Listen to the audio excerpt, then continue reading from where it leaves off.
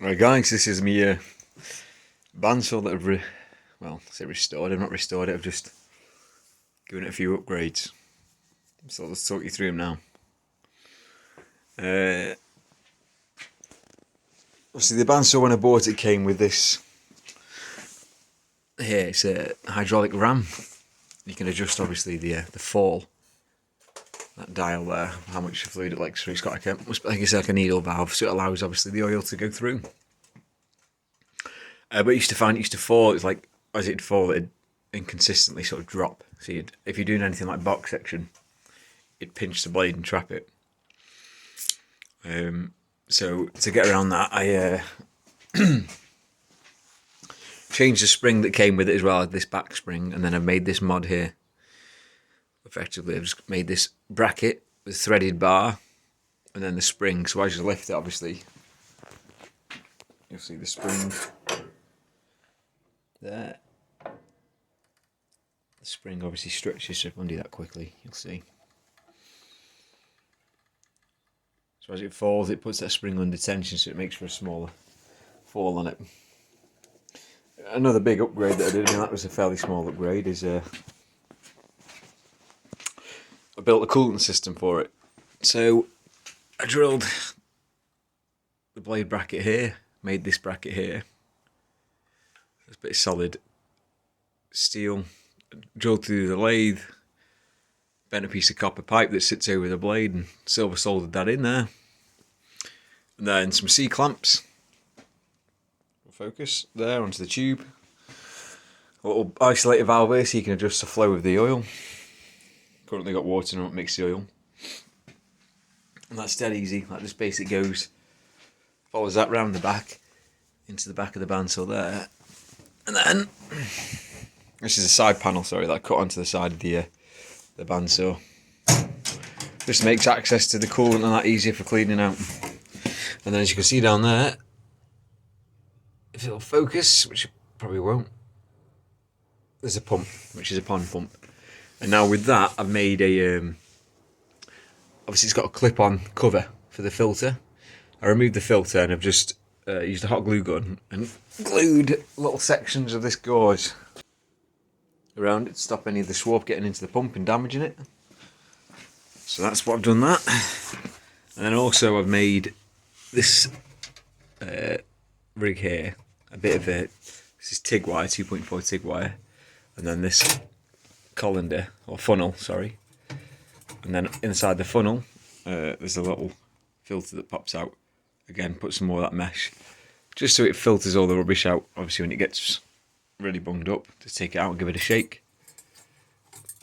That pops in there.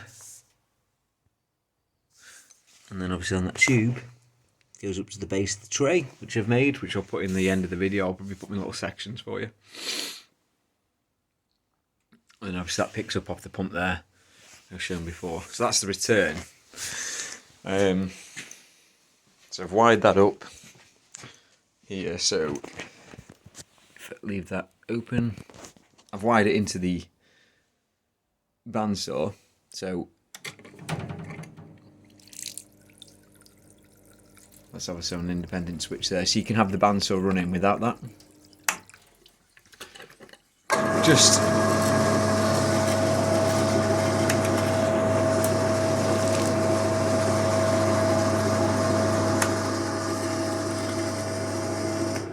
and the only reason I did that is I figured if I wanted to obviously have this vertical for cutting stuff, or if I was cutting anything like say aluminium,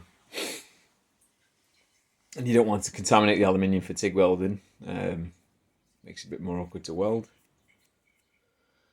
or whichever else, you know, stainless, whatever. I guess if you're doing it with the TIG, you can do it dry, and it's just handy to have it be able to knock it off if you don't, like I say, if you don't want to use it for cutting. Alright, a couple of other mods that I've done is made a catch tray here. This slides out, obviously, catches any big parts of Swarf. That's made from stainless steel. I've just obviously bent that, the profile, got rubber trim. I made this catch tray here, which I'll put in another little bit of the video, and I'll obviously put this rubber trim just so you're not cutting yourself, because it's quite thin. It's like 1.6mm steel. Then I machined a handle here on my lathe. So this is makes it a lot easier to use. It come with a crappy plastic one which used to round off and you couldn't tighten it up. So it makes it a lot easier for gripping it. I know people have done obviously vices where they've drilled them and put a threaded bar so you can pinch smaller stuff, but to be honest I don't really use any for the small stuff. I'll just use a grinder for that if I have to. This is mostly for cutting steel for the forge. Make it a bit more reliable. And then the last thing I've done is, if I close this, already making a mess. Right, so these are built-in fucking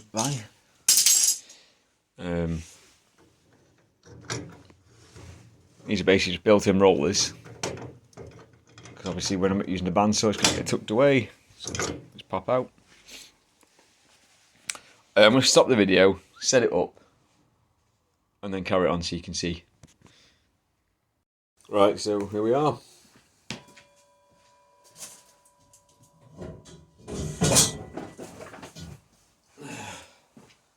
Say for example you want to cut larger sections like this. Should be doing for gates.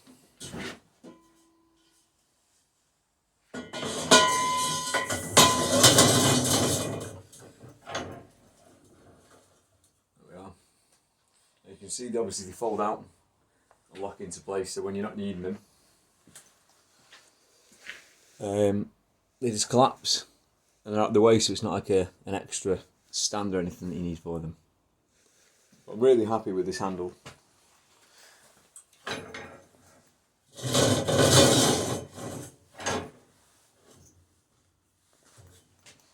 Yeah, I think that's pretty much everything I've done. I'll show you that thing again down here. Easy curious. So obviously that was just a simple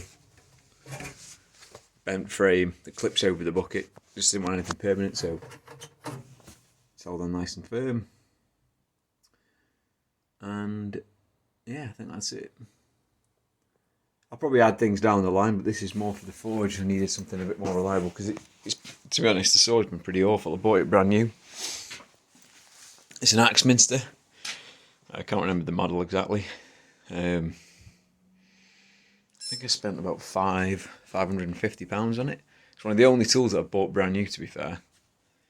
And yeah, it's just been a complete pain in the backside to use. It's always jammed and not been really strong enough to cut through any material that you put in it, unless it's super thin, like 2mm wall. But just having the coolant on, that was obviously the main job. And I decided, just looked at it, what else needed improving.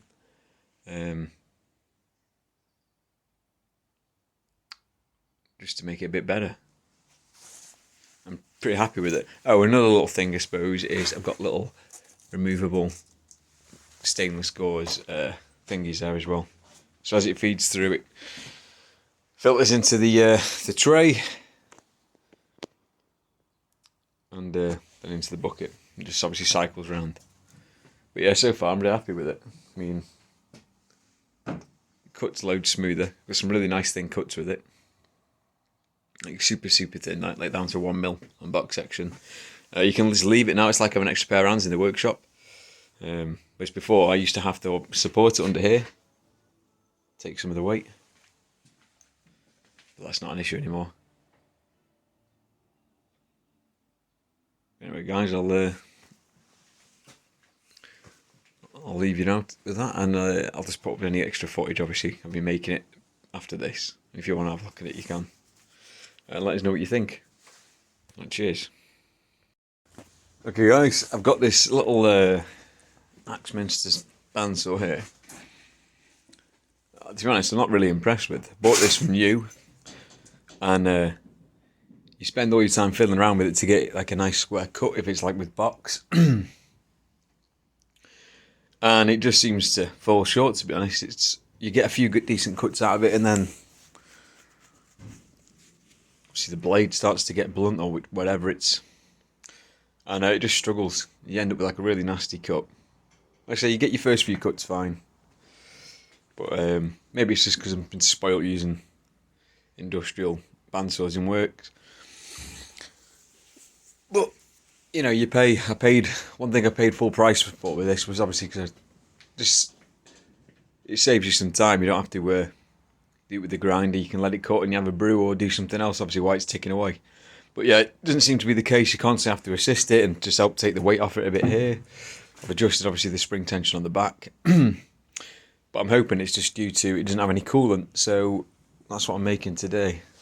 Got this sheet of 2mm steel that's a bit rusty, which I'll clean up and make a tray from. And then I've got a little pump here, which is from a aquarium that we replaced. So I'm going to use that, make a little tank and put it at the bottom, like a little pickup filter. And then a tray to collect it and obviously pull it back from the centre. I'm going to sit it between this and the base. And then I've got a couple of little rollers here. Just thought I might make little mounts either side of this box where you can flick them up when you want to use it for longer material and feed it through. So I might do that as well. But yeah. Okay, so we've got a tray here now we've made from that piece of steel. Obviously, well, the corners, and I've just gone around with a little planishing hammer. Just set it up on the table. And we've got Chris here. Chris has just popped round for a brew. So we've just been discussing what's the best way of doing it. So yeah, we've got this obviously, and then obviously the pump to put in a little tank underneath. Probably get like a PVA pot or something on its side. Just got this lying around for now, so maybe use something like that. It's gonna just pour everywhere when it's. They always do, make a mess, but it should hopefully make the blades last a bit longer and keep them cool. Alright guys, so I'm just making the tray here to collect the coolant. It's all pre-drilled, so it made it, you know, it all fits and everything. And I'm just doing some like guttering here, or galleries for the coolant as it goes into. It's going to flow and collect here. I'm going to have a little like a funnel part connected to a hose that's going to return back to the tank, which is just a bucket that's going to live inside the case, the frame obviously. So I'm just putting these in now with the hammer and chisel. So all I've done is I've chalked obviously the line top and bottom, got the vise slightly open, aligning it so it's over the top, and then I've blunted the end of a masonry chisel, a hammer and bolster kind of thing. I did have an actual bolster, a wide one, brickwork. I think it's obviously in my tool bag. I thought it was in my toolbox, but it's not.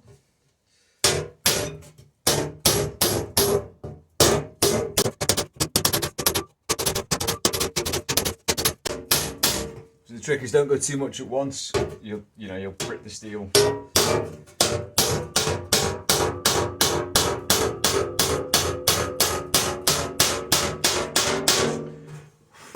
Another thing this will do is obviously it'll strengthen the sheet because it's quite thin. You don't need to worry about it. Just obviously it is distorting it a bit, but we'll fix that when we bolt it down. So rewind that in a touch now.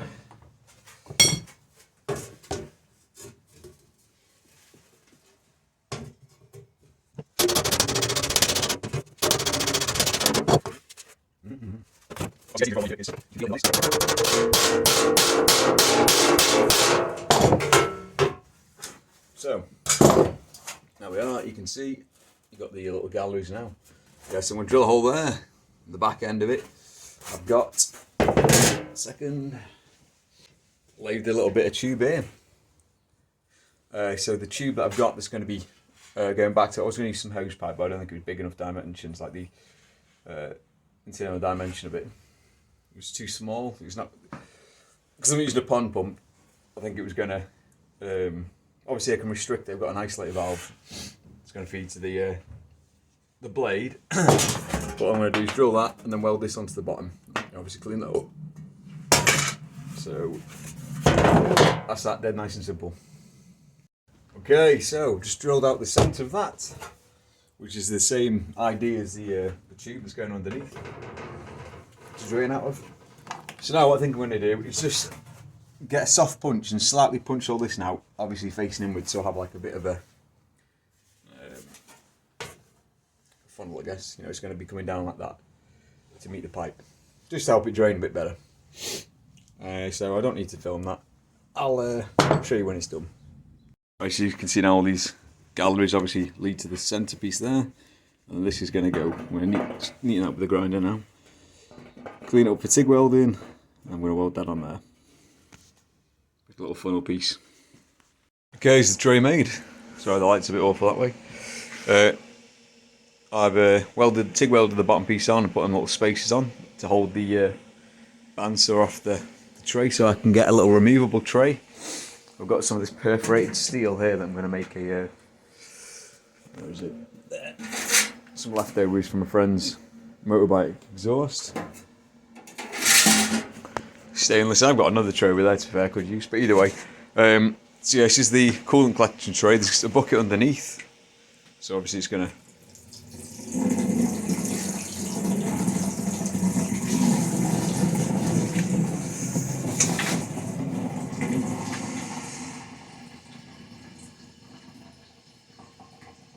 so hopefully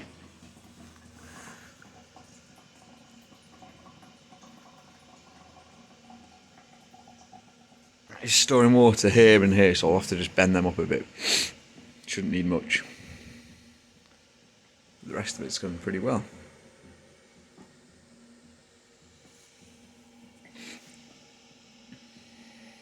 So we're going to get all this working right before I spray. I'm just going to got some white gloss spray paint left over, so I'm just going to cover it in that, and then that can go together. Right. I'm pretty happy with that now. I've just literally gone around and tapped these up a little bit. Raised the corners where it was just gathering a bit. Yeah, there's very little, there's nothing really.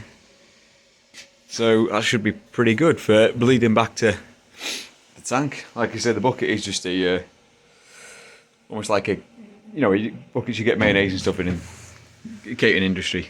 Large, it was like a 10 litre bucket. And yeah, it's pretty good.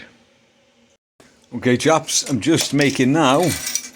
So one thing that's really frustrating that I've had this saw probably 3 years now, maybe a little bit longer, 3-4 years.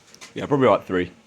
And obviously putting anything longer, because it's such a narrow vise, I'm going to extend these. I'm going to basically use a larger, 10x60 2 lengths, bring it as close to the blade as I can here, and then obviously, extend it a bit further. So that's something I'm going to do, but equally what's really annoying is obviously when you have a piece through the vise here, constantly wants to fall down. Now I know loads of people make a little prop, which was my initial idea, get a roller, make an adjustable heighted prop for a piece of, 40mm inside a piece of 50mm, and a wing nut just to tighten it up. But then I thought, well, when I'm not using this saw, it gets packed away basically. It just gets folded up and pushed back into the side of the garage. I'm going to be taking it to the forge, but I want it to take up as little amount of space as possible. Obviously, because I do jobs like gates, I'll be doing quite a lot of cutting, so therefore I want it. So what I've come up with is I've got a couple of rollers, and I've just literally bent a bit of flat, made 2 little brackets for those. This is a piece of 50mm box that's basically held in a piece of 40 inside of 50. So these are going to be, sorry, really bad filming. I'm going to weld that onto there. Currently my MIG welder's died, so I'll have to be stick welding it. So that's going to be welded like that. And then these are going to be mounted onto the side here. So when I want them, they'll raise up like that. And I'll make a secondary arm. Sorry, it's hard to show you. But about here, bloody hell.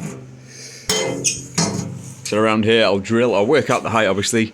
I'll get the bandsaw on, I'll put a long piece of metal across, bring them both up, and drill them with like a little arm that I can just throw in when I need it. When I need a bit of support for a longer piece. Because I've got some larger lengths of steel, which I need to cut for axe heads. It's going to be quite a lot, hence why I'm putting a coolant system on this, because the blades just die Got a few blades there, obviously. They just don't last 5 minutes, really. The tray's finished. That's just outside. There we are, and it worked out really well. Annoyingly, I've sprayed it, stuck it outside, and then it's pissed down. So we've got to probably have to end up spraying it again if I bother. So yeah, I'm just making these arms now, and then I'll make a little tray, and then start putting the coolant system together. And then loads of little mods on the saw that I want to do. Change the handle. I've already removed it. A little plastic, like a spoked handle like you get on a lathe, but it's crap. It basically, you go with tighten anything, it spins, comes loose. You have to tighten up the grub screw. I mean, it's plastic, so it's going to. So I'll make a little steel version of that, or possibly buy one because I've seen you can get about £10 from China. But yeah, so I'm going to make them now and get them fixed, and then fettle around with that. Okay, so these are the brackets that I've made. So let's got the bearings on there. I've just folded a bit of flat bar, and then they're on like a piece of 50mm there, actually like a hinge. So one's in place now. It's got it clamped in. I've obviously put a long piece in, because this is what I was on about. When you have a long piece, it's a bit of a nightmare. It's almost like a seesaw effect on there, because it's such a small base.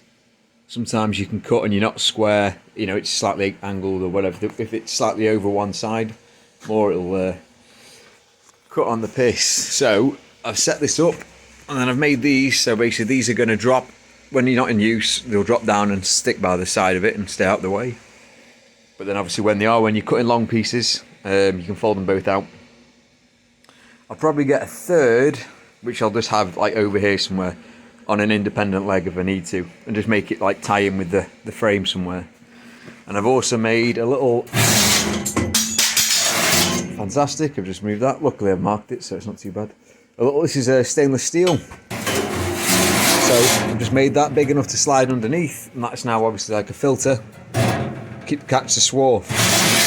I have got some other bits of steel, stainless steel meshing, which I might weld over the top.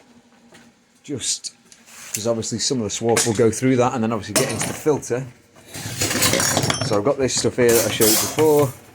So whether I just TIG weld that over, I've got two of them, or underneath or whatever, and then it's just an extra, you know, the water's going to get through, but it's going to catch any metal that's going through and stop that from getting built up and going into the pump. Because once it's on, it won't really be accessible. But I'll be able to top it up. Obviously I'll just fill up the tray, it'll soak into it, and every now and then I'll probably take the bandsaw off and inspect it all. But for the amount of time it's going to be running, I suspect it shouldn't be too bad. So the next thing to do is make a handle for this, and then I can start thinking about how I'm going to pipe up the fittings. I might get a photo of everything together. So some cutting fluid. This is the plastic tubing obviously I've got that's going to feed from the pump to the top of the bandsaw. So yeah, I'll start looking at that next. Alright guys, so hold on, let me just find the piece. Oh, it's already on it's on the bandsaw. It's that little plastic spindle wheel that I was telling you about. I'm going to replace it for something like this. So I made it a bit longer so you can reach it still when it's still on the... Makes sense. When the saw's down, hold on, just move it for you so you can actually see. So basically, currently, to do the wheel it's a bit of a nightmare. It's not terrible, but you know, you catch your hand and everything, it's just this is in the way. So I've made that a bit longer, so even when it's on, it'll stick out. You can spin the wheel, it's not going to interfere with any of this. Should sit out there. And I'm thinking of having, come back. Sorry, the lights are a bit awful. Bring it down a bit. So I'm thinking either having a single one going through and make like a detent. So drill it, tap it, spring, ball bearing, or ball bearing spring, little grub screw, and then put a little indent in the piece of metal so it can move back into and locate in the centre again. Or the alternative is to 4 points, drill, tap, and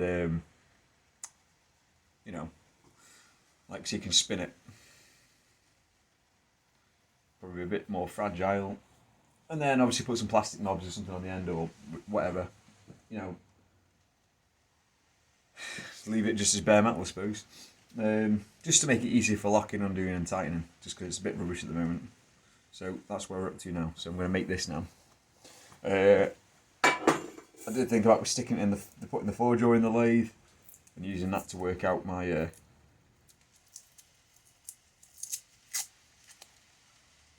two halves. Split it, if that makes sense. But I think all I'm just going to do is just wrap a bit of tape around it and then mark off the tape. If that makes sense. I don't know if that makes any sense to any of you. It's hard to know what to film and what not to film because it's so easy just leaving a load of gibberish and stuff people don't want to see. So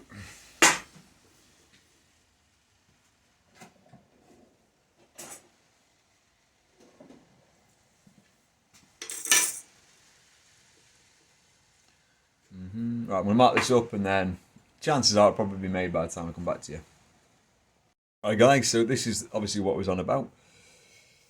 Need to drill that out now. I'll probably lathe it down a bit of a shank here, a step, clean up this end.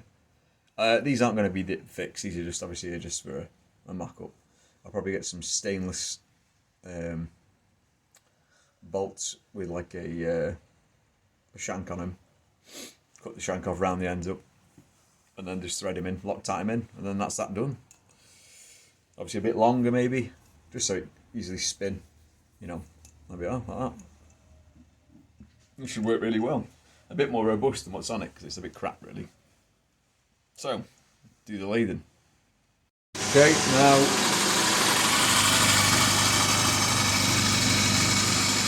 lathing down, obviously the handle. It's not ideal, sorry guys, this light's a bit awful. Lathing down the handle, take a while on the Myford, just to reduce the weight of it really. Doesn't need to be that chunky, and it'll maybe make it look a bit nicer as well. Okay guys, so the handle's made. Bring this up so you can see it. Well, I say it's made, it's pretty much made. Just need to obviously make these parts of the handle properly, so that works. What else have we done? Okay, we made this little bracket here, so that'll bring down. I'm going to mess around with this as well because the fall's not great, it's like stops and starts. Basically what I've done is I machined this on a piece of, I think it was a 16 black bar, machined it down, could have done with a 12 but I didn't have any that length. Made a little bracket here that I've picked up this point, so obviously it moves with it. This wasn't my idea, I've seen someone else do this. I'll have to find out the guy's name and credit him in the video. And then obviously this is going to be connected up. This isn't here, this is just mucking around with it last night. So that's going to be there. It's got a little slit in it, so obviously it feeds over the blade. Knock the chips down, cleans them, and obviously cools the blade. Ideally it would be better if I had one at the front and the back, but you know, it's better than nothing. So that's where we're up to. So now it's a case of sorting this stuff out here. Okay, so we've got a little fitting here now, that's nice and rigid. Obviously moves along the blade. It also sits on the blade there. I don't know whether to bend it down a bit more. It actually cleans this, obviously the swarf that's coming through. Wipes it off here, and obviously it's going to spray down and knock any of the other stuff out of the way of the teeth. These P-clips are a little bit too small, but just drilled them out. That works there. Okay guys, so I'm just making this, obviously made the handle for the bandsaw. This is replacing that plastic one that I had, which I did have lying around. Hold on. There it is. So this was the original. Just a bit tacky, nasty. Wasn't very good for tightening up. But I thought I'll hold on to it anyway because it might come in use for something. And this is what I've replaced it with. So obviously you'll see this when it's fitted, it actually sticks out from the bandsaw, so you can easily wind it here without that having it in the way. Did it one, you had to kind of get your hand underneath it. Obviously it's a lot more robust. And I ordered these steel balls, just a solid mild steel ball that I'm just literally drilling on the lathe. And I thought, more practice for the TIG weld. If it'll focus. Yes, I'm just drilling them on my little Myford. Just sit them on there, set them up. Oh, did not leave the chuck key in the chuck. Yeah, so centre drilling them and then drilling them out, obviously. And then I'm going to TIG weld them on this, just so it makes it a bit more comfortable, easier to spin. And then I'll show you the rest of the mods that I've done on the bandsaw. I'm dead happy with it, and it cuts fantastic. It is. It's like a totally different saw. I've got some pieces around here somewhere. I'll dig them out. Better still, I'll show you. Obviously, it's not a very quick bandsaw, but that doesn't matter when you're cutting like 50x25 solid bar. You know, lots of this for my axe blanks. You've got 40 lengths of that to cut. You know, it's quite nice having the bandsaw. It's like having an extra pair of hands. So I will get this finished. Might get some footage of me TIG welding it or whichever, but I'll show you when it's done anyway. Alright guys, just a little video to show obviously how well it cut the box section. This is 4mm wall. Really impressed with it, managed to get it super thin. And I'm just talking now obviously, so you can see the finished product.